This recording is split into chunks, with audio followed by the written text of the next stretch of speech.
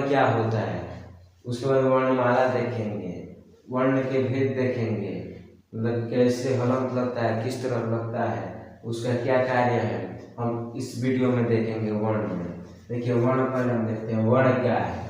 तो वर्ण उस मूल ध्वनि कहते हैं। वर्ण क्या कहते हैं? उस मूल ध्वनि कहते हैं। क्या? वर्ण उस मूल ध्वनि को कहते हैं। वर्ण उस मूल ध्वनि कहते हैं, उस मूल ध्वनि को कहते हैं जिसके खंड या टुकड़ा ना हो, जिसका खंड और टुकड़ा ना हो। क्या मतलब कि जेकर टुकड़ा या खंड ना हो, यानी कि जैसे में हो गए अ के क्या टुकड़ा हो सकता है? क्या अ को हम खंडित कर सकते हैं? अखंडित नहीं होगा। और आ प्लस क प्लस च प्लस म प्लस य। अब देखिए, स्वर वर्ण में हलंत नहीं लगता है। स्वर वर्ण में क्या होता है? तो स्वर वर्ण में हलंत नहीं लगता है और व्यंजन वर्ण में हलंत लगता है। व्यंजन वर्ण में क्या लगता है? हलंत लगता है। व्यंजन वर्ण में क्या होता है? तो व्यंजन वर्ण में हलंत लगता है।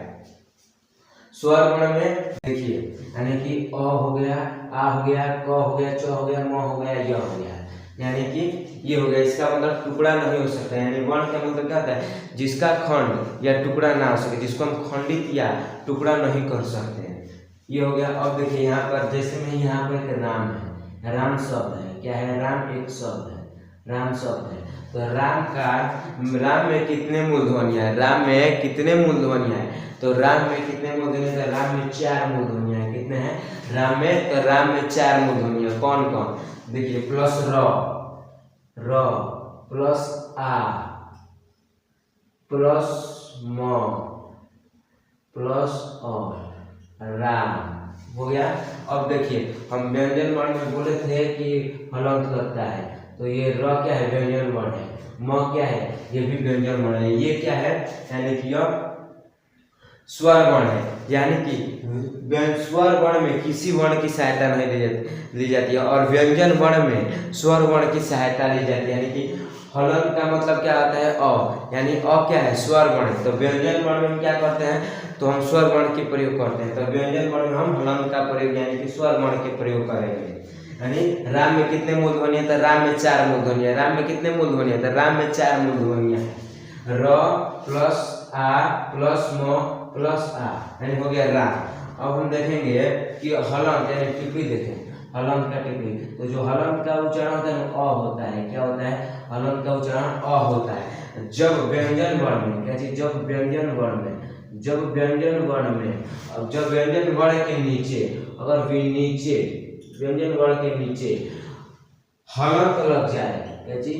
हलंत लग जाए, हलंत लग जाए तो वह स्वर रहित व्यंजन रहता है। क्या चीज? स्वर रहित व्यंजन रहता है। स्वर रहित व्यंजन रहता है, स्वर रहित व्यंजन हो जाता है। यानी देखिए, जो व्यंजन वर्ण हो, अगर इसके नीचे अगर हलंत का प्रयोग हो रहा है तो समझिए कि वो स्वर रहित व्यंजन हो जाएगा। क्या? स्वर रहित व्यंजन हो जाएगा, स्वर रहित व्यंजन हो जाएगा। अब हम देखते हैं, पहले हम वर्ण के भेद देखेंगे। वर्ण के कितने भेद होते हैं? तो वर्ण के 2 भेद होते हैं। कितने होते हैं वर्ण के? तो वर्ण के 2 भेद होते हैं। कौन कौन? स्वर वर्ण, स्वर वर्ण, स्वर और व्यंजन, यानी कि स्वर वर्ण और व्यंजन वर्ण, स्वर वर्ण व्यंजन वर्ण, ऐसे व्यंजन वर्ण, स्वर वर्ण और व्यंजन वर्ण। ठीक, अब हम देखेंगे स्वर वर्ण किसे कहते हैं। स्वर वर्ण में किसी भी वर्ण की सहायता नहीं ली जाती है। यानी स्वर वर्ण जो होता है ना, उसमें किसी भी वर्ण की सहायता नहीं ली जाती है। जैसे मान लीजिए आ, यहाँ पर क्या लिखा है? आ लिखा है। आ में कोई भी वर्ण नहीं है। देखिए यहाँ पर भी देखिए अ है ना यहाँ पर, तो अ में किसी भी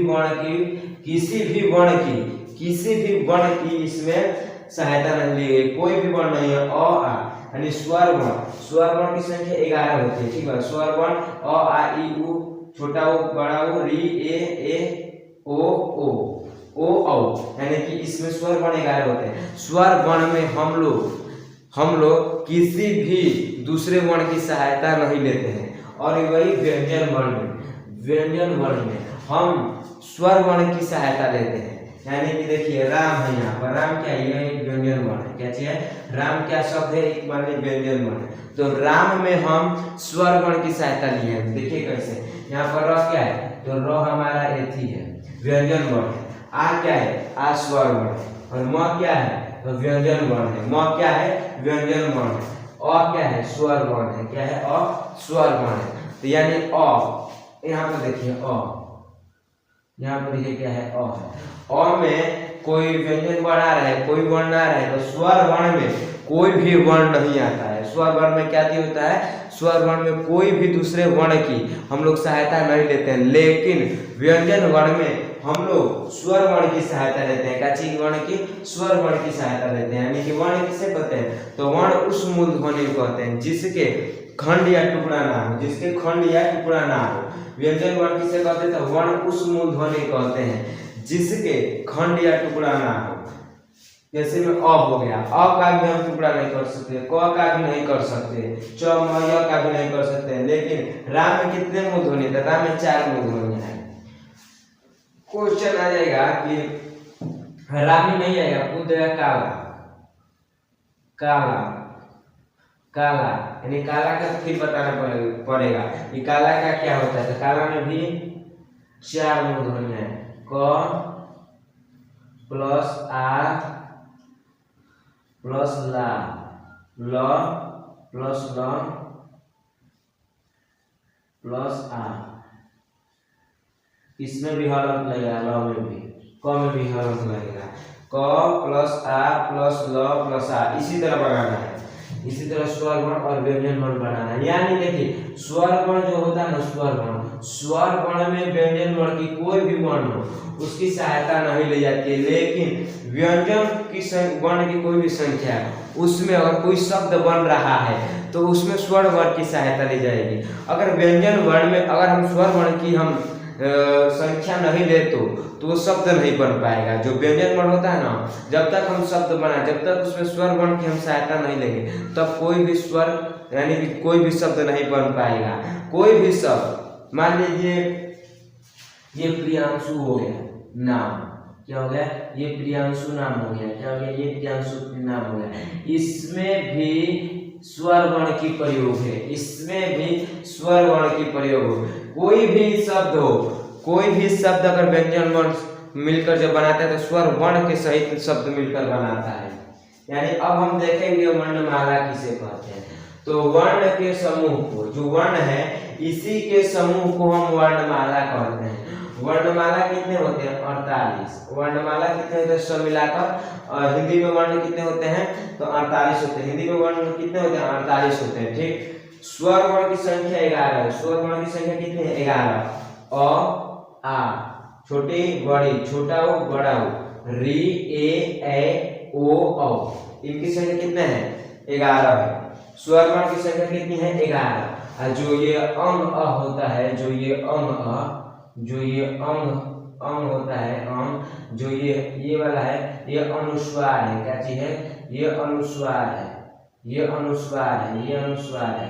और जो अह है यह विसर्ग है। ये क्या है, विसर्ग है। ये क्या है, विसर्ग है, विसर्ग है। क्या है ये विसर्ग है। क्या चीज है, ये विसर्ग है, विसर्ग, ये क्या है, ये विसर्ग है। अब हम देखेंगे अंग अह, तो अंग क्या है, अंग, अंग ये दोनों किस में आते हैं, ये दोनों अयोगवाह में आते हैं। किस में आते हैं, अयोगवाह में आते हैं। किस में आते हैं, अयोगवाह में आते हैं। किस में आते हैं, अयोगवाह में आते हैं। अंग जो होता है ना अयोगवाह, यानी कि अयोगवाह में आते हैं। और जो व्यंजन क से म तक जो वर्ण होते हैं ना, व्यंजन वर्ण जो क से म तक जो व्यंजन वर्ण होता है वो स्पर्श व्यंजन में आता है। किस में आता है, वो स्पर्श व्यंजन में आता है, वो स्पर्श व्यंजन में आता है। जो व्यंजन वर्ण है क से म तक वो स्पर्श व्यंजन में आता है। और जो य है, जो य है, र है, ल व, ये अंतस्थ व्यंजन में आता है। क्या चीज में आता है, ये अंतस्थ व्यंजन में आता है। जो ताली स, दंते स, मूर्धन्य स, और जो ह होता है वो उष्ण व्यंजन में आते हैं। किस में आते हैं, उष्ण व्यंजन में आते हैं।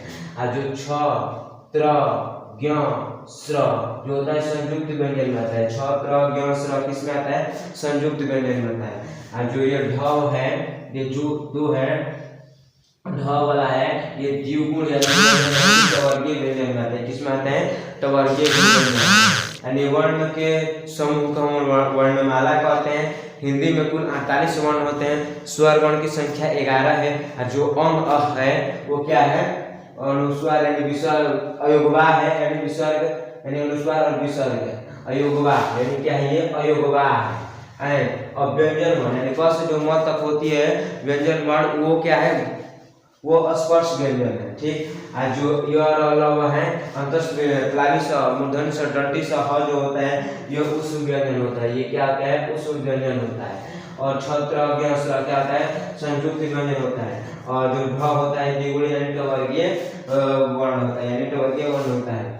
अब हम देखते हैं कि जो वर्ण होता है, वर्ण मतलब कि जो एक खाली और रिपीट कर देते हैं, एक खाली और बढ़िया समझ लीजिए वर्ण को। वर्ण यानी कहने का मतलब जो वर्ण होता है इसका खंड या टुकड़ा नहीं हो सकता है। क्या नहीं हो सकता है? इसका खंड या टुकड़ा नहीं हो सकता है। जैसे में राम में कितने वर्ण हैं? तो राम में 4 मूल ध्वनियां वर्ण की, र प्लस आ प्लस म प्लस आ। माने जो हलंत होता है ना, हलंत उसका उच्चारण क्या होता है? तो उसका उच्चारण अ होता है। हलंत का उच्चारण क्या होता है? हलंत का उच्चारण अ होता है। हलंत का उच्चारण क्या होता है? अ होता है। अगर व्यंजन वर्ण के नीचे अगर हलंत लग गया हो, ये जो व्यंजन वर्ण है, ये व्यंजन वर्ण इसके नीचे अगर हलंत लग जाए तो वो स्वर रहित व्यंजन हो जाता है। क्या हो जाता है? स्वर रहित व्यंजन हो जाता है। स्वर रहित व्यंजन हो जाता है। क्या होता है? स्वर रहित व्यंजन हो जाता है। देखिए म है, क्या चाहिए? म यानी म क्या है? तो म हमारा व्यंजन वर्ण है। इसके नीचे हलंत लगा तो ये क्या हो जाएगा? स्वर रहित व्यंजन हो जाएगा। क्या हो जाएगा? स्वर रहित व्यंजन हो जाएगा। क्या हो जाएगा? स्वर रहित व्यंजन हो जाएगा। और अ क्या है? स्वर वर्ण। ये स्वर वर्ण में कोई भी वर्ण की सहायता नहीं लेती है, लेकिन व्यंजन वर्ण में स्वर वर्ण की सहायता ले लेती है। व्यंजन वर्ण में क्या होता है? स्वर वर्ण की सहायता ली जाती है। अगर कोई शब्द बना रहे हैं और कोई भी शब्द है, मान लीजिए वो राम था, तो राम में भी स्वर वर्ण की सहायता ली गई है। अगर हम लोग व्यंजन वर्ण में अगर स्वर वर्ण की सहायता न ले तो शब्द कोई भी शब्द नहीं बन पाएगा। आप लोगों का ये वन टॉपिक खत्म हुआ। ये वन टॉपिक क्या हुआ? खत्म हुआ। ये तो छोटा सा टॉपिक था जो सारे लोगों को पता था। अब हम देखेंगे टॉपिक नंबर 2 में संधि इसके बाद पढ़ेंगे, उसके बाद कोई पढ़ेंगे। अगर आप लोग टॉपिक बता दीजिए कमेंट में, वही वाला हम वीडियो आपको ला देंगे। डे 30 दिन में हम हिंदी व्याकरण पूरा खत्म करेंगे। उसके बाद डे 30 डेज में इंग्लिश ग्रामर खत्म करेंगे। उसके बाद हम लोग बुक की ओर चलेंगे। तब तक के लिए आप लोग हमारे चैनल को लाइक, सब्सक्राइब, शेयर, कमेंट कर दें।